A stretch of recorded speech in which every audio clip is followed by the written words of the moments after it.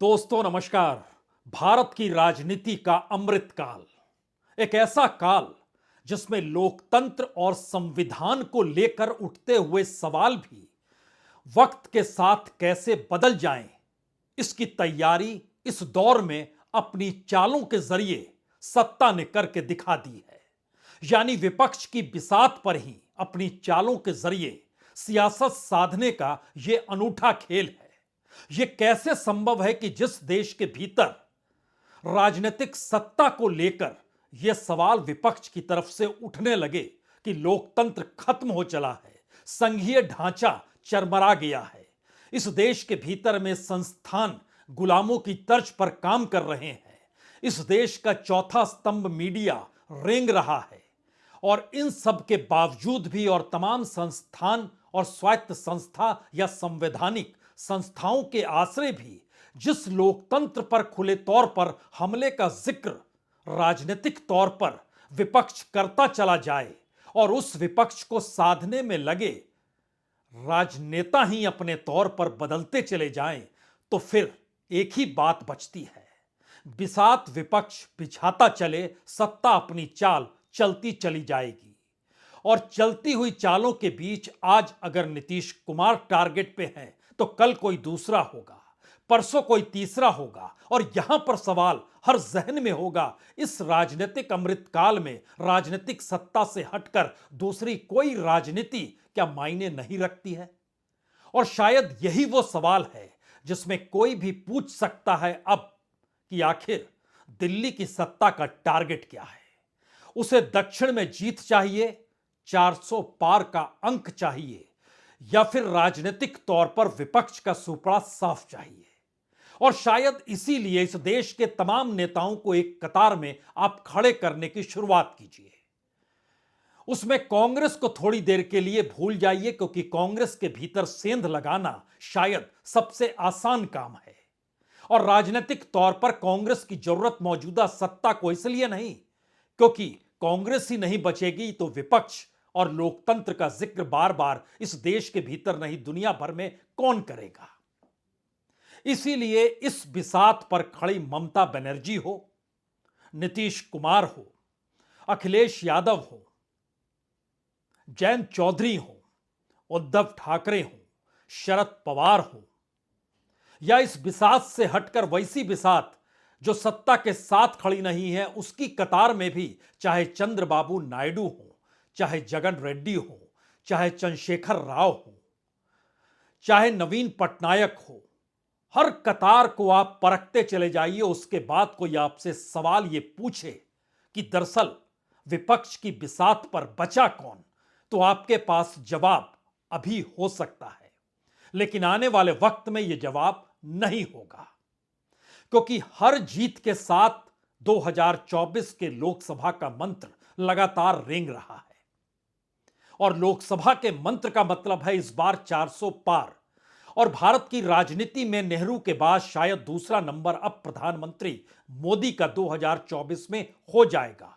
आंकड़ों के लिहाज से और जीत का पहाड़ इतना बड़ा हो जाए कि हर जीत छोटी पड़ जाए, बरस के हिसाब से हर प्रधानमंत्री का काल छोटा पड़ जाए, और उसके बाद खुले तौर पर यह ऐलान हो जाए कि इस देश में प्रधानमंत्री उसी आरएसएस से निकला हुआ प्रचारक है जिसको लेकर सवाल उठते रहे कि हिंदू राष्ट्र की परिकल्पना इस आरएसएस ने क्यों कर ली, और राजनीतिक तौर पर जितने मुद्दे उछाले उसमें जब सफलता नहीं मिली तो ऐसी कौन सी परिस्थिति इस दौर में आकर खड़ी हो गई जहां पे गवर्नेंस ही नहीं बल्कि समूची संवैधानिक व्यवस्था भी एक लिहाज से उस सत्ता के अनुकूल होती हुई दिखाई भी देने लगी।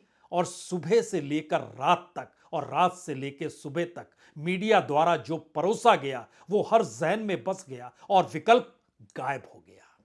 शुरुआत कहां से की जाए? शुरुआत तो कुछ तस्वीरों से करते हैं। इन तस्वीरों को देखिए, अब खुला ऐलान है, नीतीश मोदी के हो चुके हैं।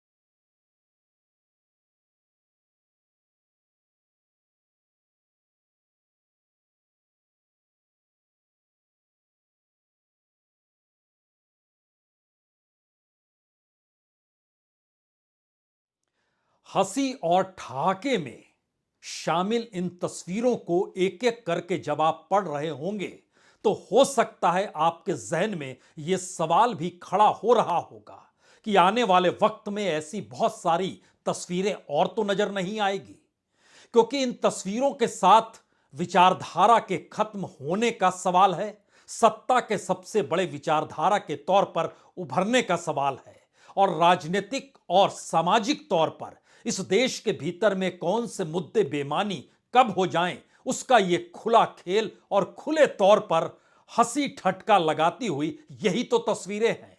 क्योंकि हर तस्वीर के साथ इस दौर में चुनाव जुड़ा है, हर चुनाव के साथ उस राज्य की लोकसभा की सीटें जुड़ी हैं, उस हर लोकसभा की सीट पर जीत की मोहर किसकी होगी इसका खुला ऐलान है।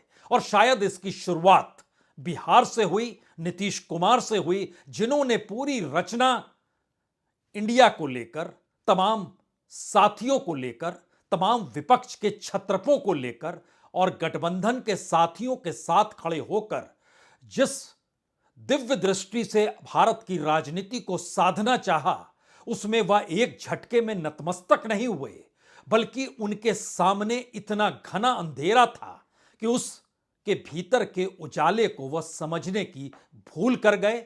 या फिर हकीकत यही है, क्योंकि बीजेपी की तरफ से आज खुला ऐलान एक एक करके जो भी आया उसने यही कहा, अब बिहार की 40 में से 40 सीट हमारी होगी। उस हमारी में नीतीश कुमार शामिल होंगे या नहीं होंगे, अभी यह पलटने की परिस्थिति बची हुई है, और वह पलटेगी इसको भी आप लिख डालिए। लेकिन पहले सुनिए बीजेपी के नेताओं की उस हंसी और ठहाके को। और राजद की विदाई करके फिर से सुशासन स्थापित करने के लिए हम लोग संकल्पित। सरकार बनाई है। भारतीय जनता पार्टी ने बिहार के हित में, बिहार के विकास के लिए, बिहार की सुरक्षा के लिए, बिहार की विधि व्यवस्था के लिए नीतीश जी के साथ मिलकर सरकार बनाएगी। और हम लोग बिहार में 40 की 40 सीट एनडीए जीतेगी और फिर से 2024 में माननीय प्रधानमंत्री जी को फिर से तिबारे प्रधानमंत्री बनाने के लिए बिहार की 40 सीट एनडीए जीतकर उनके झोली में देगी। जब उसका प्रमुख सूत्रधार ये बोल रहा है तो कोई भविष्य था उसका क्या? कोई वैकेंसी नहीं है प्रधानमंत्री के पद की। भाजपा एनडीए की ऐतिहासिक विजय होगी लोकसभा में और बिहार में 40 की 40। तो 40 सीटें आपकी हो गई। अब सवाल पश्चिमी उत्तर प्रदेश का है, जहां पर जयंत चौधरी हैं। उनकी घेराबंदी की शुरुआत क्या हो चुकी है, या अगला नंबर महाराष्ट्र का आएगा? महाराष्ट्र में उद्धव ठाकरे सबसे कमजोर नस हैं, राजनीतिक तौर पर बड़े मजबूत हो चले हैं, और राजनीतिक तौर पर बीजेपी और संघ की परेशानी यही है कि कितना भी वह ठाकरे परिवार को ध्वस्त कर ले, लेकिन हिंदुत्व का तमगा वह लिए रहते हैं।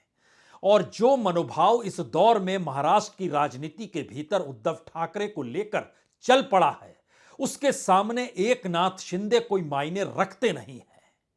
तो क्या षड्यंत्र कुछ इस तरीके से होगा जिसमें सवाल ठाकरे परिवार के सामने अपनी विरासत को सौंपने का आकर खड़ा हो जाए, और ये पूरे की पूरी चक्रव्यूह की परिस्थितियां एक झटके में आदित्य ठाकरे के इर्द गिर्द खड़े करने का षड्यंत्र की शुरुआत हो तो नहीं चली है?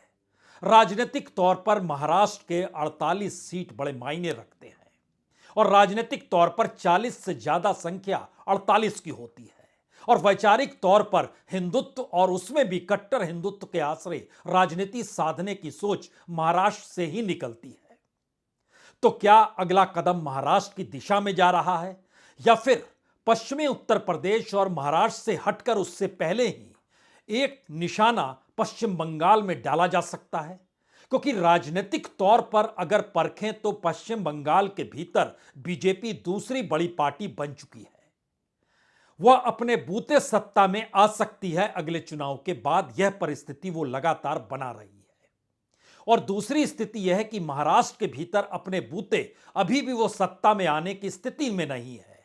उसे सहयोग चाहिए, साथ चाहिए।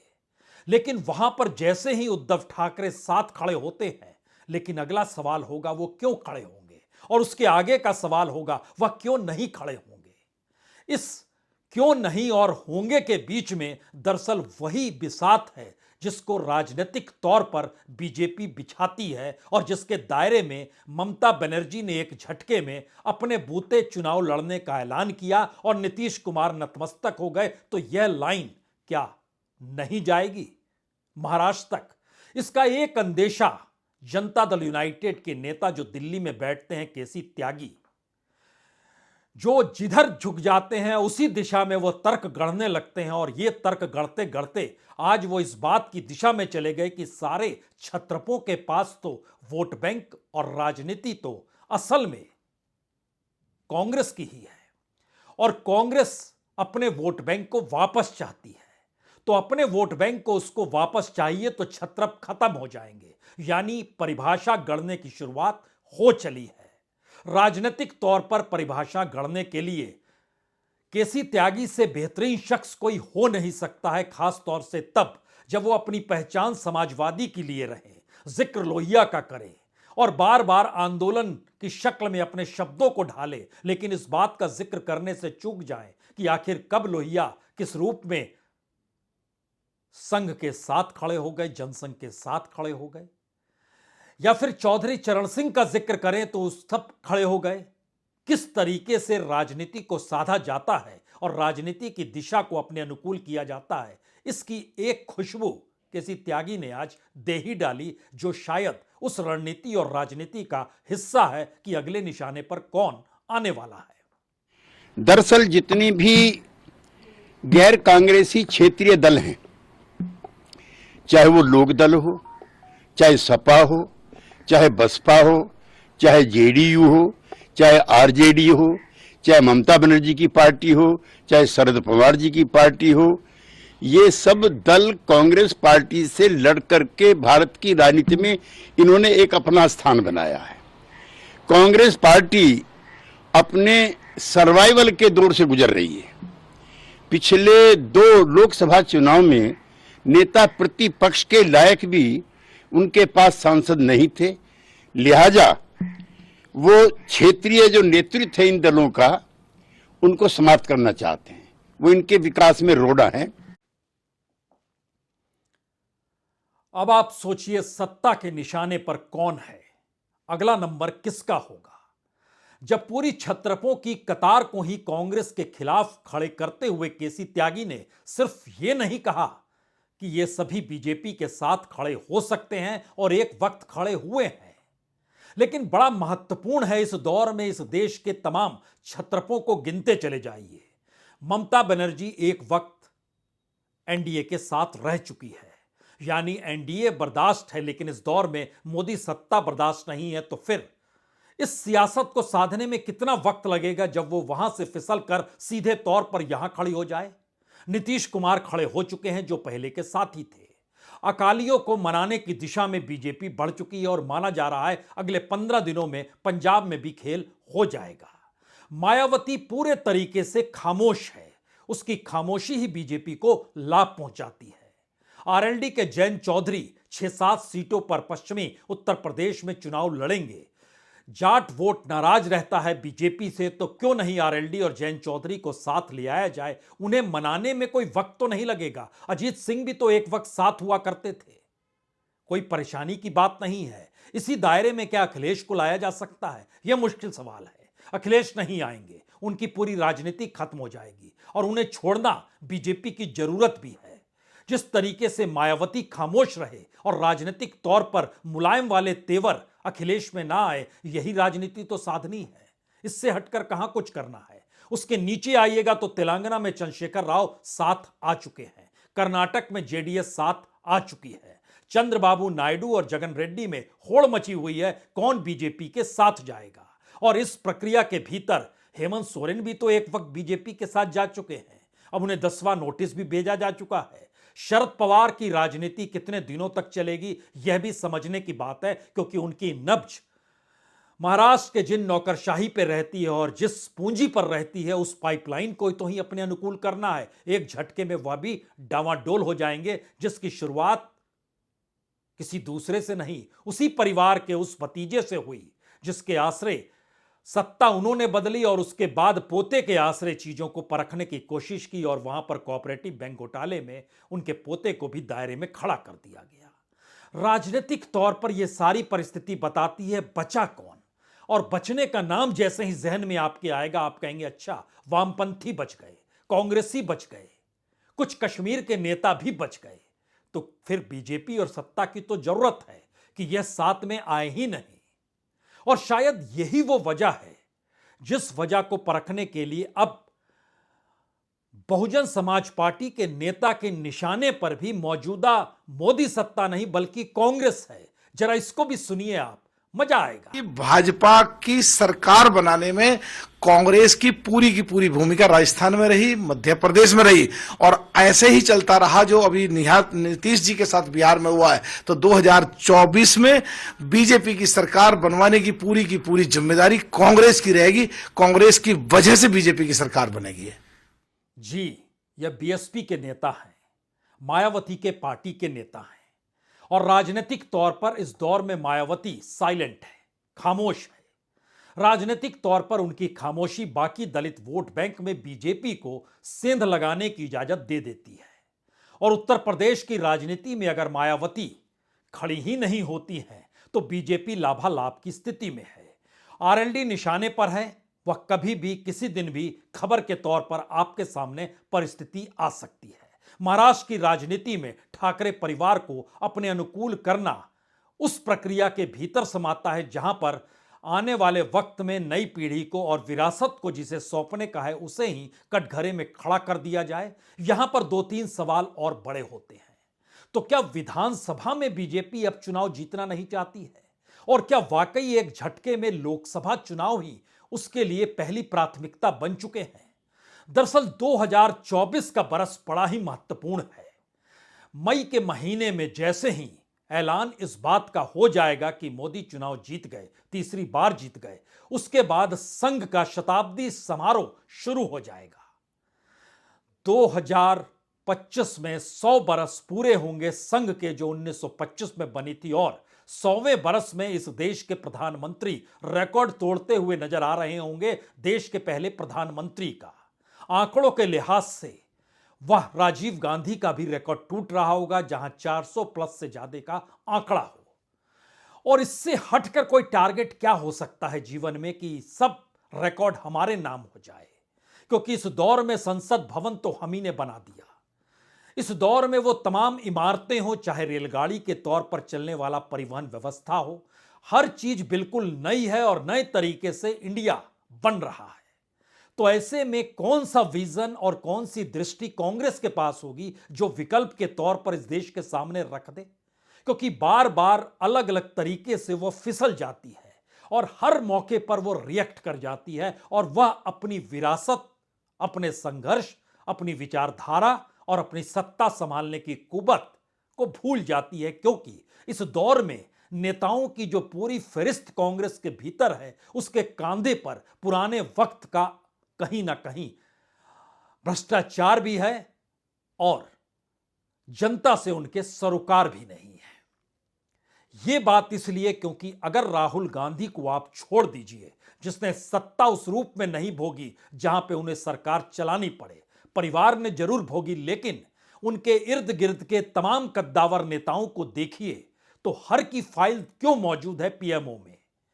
वो कितने भी बड़े ताकतवर शख्स के तौर पर हो, सबसे बड़े ताकतवर के तौर पर तो भूपेंद्र सिंह हुड्डा हैं जो हरियाणा के हैं। एक इशारे पर उन्हें दिल्ली दौड़कर आना पड़ेगा, नतमस्तक होना होगा, अन्यथा वो जेल में होंगे। यह फाइल भी उनकी पड़ी है, तो फिर बचता कौन है? अशोक चौहान महाराष्ट्र के भीतर में, उनकी फाइल भी तैयार है। भूपेश बघेल फंसे हुए हैं। इन सारी परिस्थितियों में एक एक नेता को छोड़ते तोड़ते हुए जब आप उस कटघरी और उस कोठरी के इर्द गिर्द पहुंचेंगे जो कि इस दौर में गांधी परिवार के इर्द गिर्द खुद को बड़ा ताकतवर बनाता है और बताता है राजनीतिक तौर पर वो कितना कमजोर और कितना आश्रित है, गांधी परिवार पे नहीं, अपनी फाइल और अपनी पूंजी को बचाने के लिए सबका पेट भरा हुआ है, सबके पास बहुत संपत्ति है और वो उसे गंवाना चाहेंगे नहीं, तो संघर्ष कर कैसे पाएंगे? और संघर्ष करते हुए राहुल गांधी के इर्द गिर्द ही समूची कांग्रेस टिक जाती है और इसीलिए प्रतिक्रिया तुरंत निकल कर आती है और हर कोई प्रतिक्रिया देने की होड़ में रहता है। आज भी तो यही हुआ। नीतीश कुमार को लेकर चाहे मल्लिकार्जुन खड़गे हों, चाहे इनके राष्ट्रीय प्रवक्ता जयराम रमेश हों, क्या कह रहे थे ये सुन लीजिए। जो अपना राजनीतिक रंग हर समय बदलते रहते हैं वक्त के अनुसार, इनसे और बड़ा अवसरवादी नेता मैंने नहीं देखा है मेरे लंबे राजनीतिक जीवन में। मेरे ये चौथी बार वो अपना रंग बदल रहे हैं, इसीलिए मैं कहता हूं वो गिरगिटों को अच्छा कड़ा टक्कर दे रहे हैं। लेकिन इंडिया गठबंधन की जितनी मीटिंग हुई उसमें किसी एम्बिशन के बारे में, अपने बारे में उन्होंने बात कभी नहीं कहा। उन्होंने कभी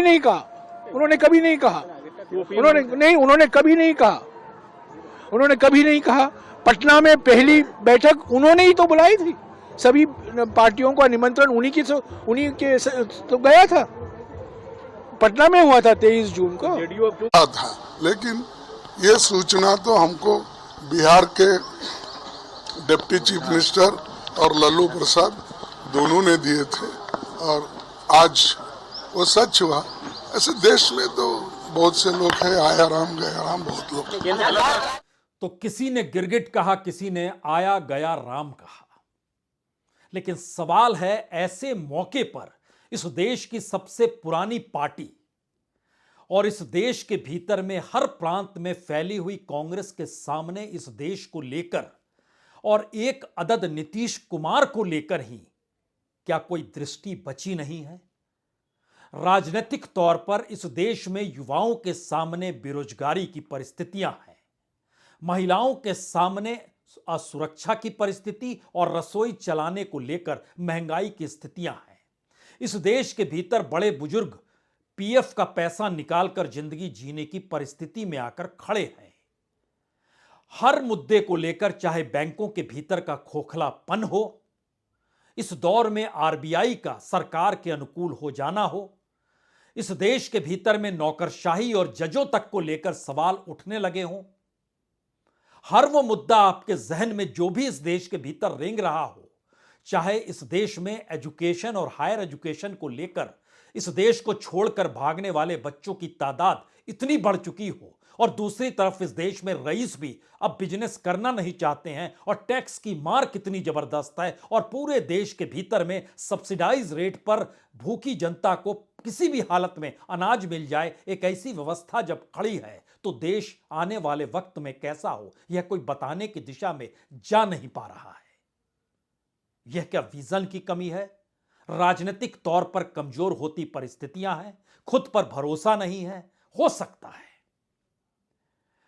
सकता है ये राजनीतिक तौर पर ये परिस्थितियां आई हो और इन परिस्थितियों की कतार में हमें लगता है कि आज एक नाम और एक व्यक्ति की बातों का भी जिक्र होने की जरूरत है। वो है तेजस्वी यादव, जो 9 अगस्त 2022 को नीतीश के साथ जब सरकार बनाते हैं उससे पहले बिहार में एक रोजगार दे पाने की स्थिति में कोई नहीं आ पाता है, लेकिन 15 अगस्त को नीतीश ऐलान करते हैं रोजगार बांटेंगे और उसके बाद हजारों नौकरियां बांटी जाती है, लेकिन यह तमाम चीज दफन हो गई और राजनीतिक तौर पर युवा पीढ़ी इस मौजूदा राजनीति और अमृतकाल की राजनीति को देख रही है। तभी तो तेजस्वी के तेवर कहते हैं खेल अभी खत्म हुआ नहीं है। नीतीश कुमार जी हमारे साथ होते थे, मंच से हम लोग बातें करते थे तो क्या क्या नहीं बोलते थे, कितना काम कर रहे हैं, ये काम हुआ। आज तक कभी नियुक्ति पत्र किसी सरकारों ने, बिहार सरकार ने नीतीश कुमार जी को बांटते हुए देखे थे क्या? हम आए तब ना बंटवाना शुरू किए, उसके बाद ना भारत सरकार बांटना शुरू किया। कोई ये सब भूलता है कोई? बीजेपी को क्या कहेंगे? बीजेपी ने शुभकामना है बीजेपी के लोगों को, बीजेपी के लोगों को शुभकामना। इससे ज्यादा भी हम इंडिया गठबंधन आपका सुख खत्म हो गया एक तरह से। अरे इंडिया गठबंधन मजबूत है, ठीक है, जो होता है अच्छे के लिए होता है। उन्होंने कहा था कि हम मर जाएंगे, दोबारा बीजेपी के साथ नहीं जाएंगे, लेकिन एक बार फिर से वो पलटी मार दिए। पूरा देश पूछ रहा है। नहीं, इस पे क्या बोलना, ज्यादा हमको नहीं कहना, इसमें जवाब जनता देगी। मुश्किल तो यही है, इस देश में खेल वाकई चल रहा है और खुले तौर पर चल रहा है। इस देश से खिलवाड़ हो या राजनीति की हंसी ठहाके वाली परिस्थितियां हो, जनता करे क्या? जनता अपने आप में प्लेयर है नहीं, और जनता के वोट को लेकर भी जनता के भीतर अब सवाल है। तो फिर वही पहला सवाल और वही आखिरी सवाल, कोई अगर लोकतंत्र को हड़पने चला है तो फिर रोकेगा कौन? और जब रोक नहीं पाएगा तो होगा क्या? सारी परिस्थिति हमारे और आपकी आंखों के सामने खुले तौर पर हम ही पर हंसते हुए, ठहाका लगाते हुए गुजर जा रही है और हम आप ठगे से देख रहे हैं। बहुत बहुत शुक्रिया, बहुत बहुत शुक्रिया।